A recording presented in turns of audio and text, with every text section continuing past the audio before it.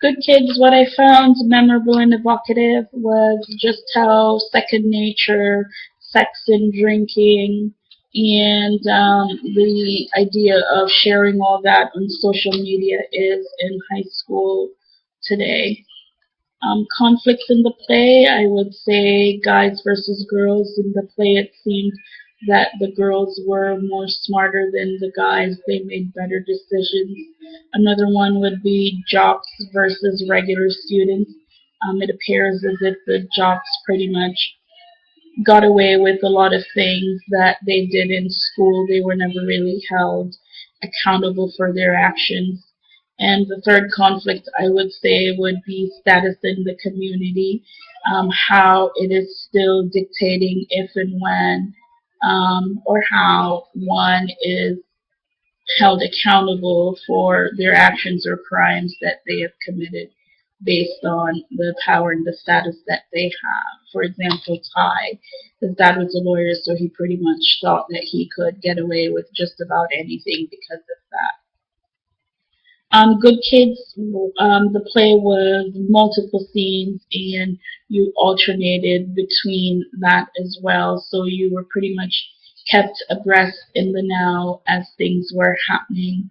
Whereas Intimate Apparel were two long scenes, so it just flowed and you got to your end results once you got to the end of the play.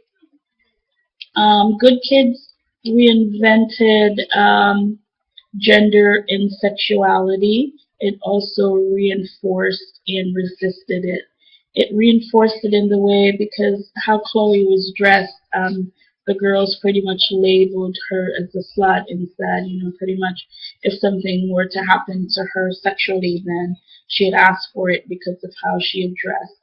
It resisted it when the group of kids would never say that a rape was committed. They were so afraid of using that label, that word, because they could not believe that someone they knew, someone a part of their group, could do such a thing. Um, it reinvented when I would say Skylar was the only one that spoke up that a crime was committed and that something should be done.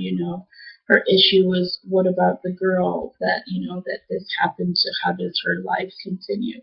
It brings the question to me of, are women not able to still dress however they feel they need to dress to express themselves without being labeled or without feeling that they are victimized because of that? Also, does the status in the community, why does it still dictate, what one can get away with based on the crimes that they commit?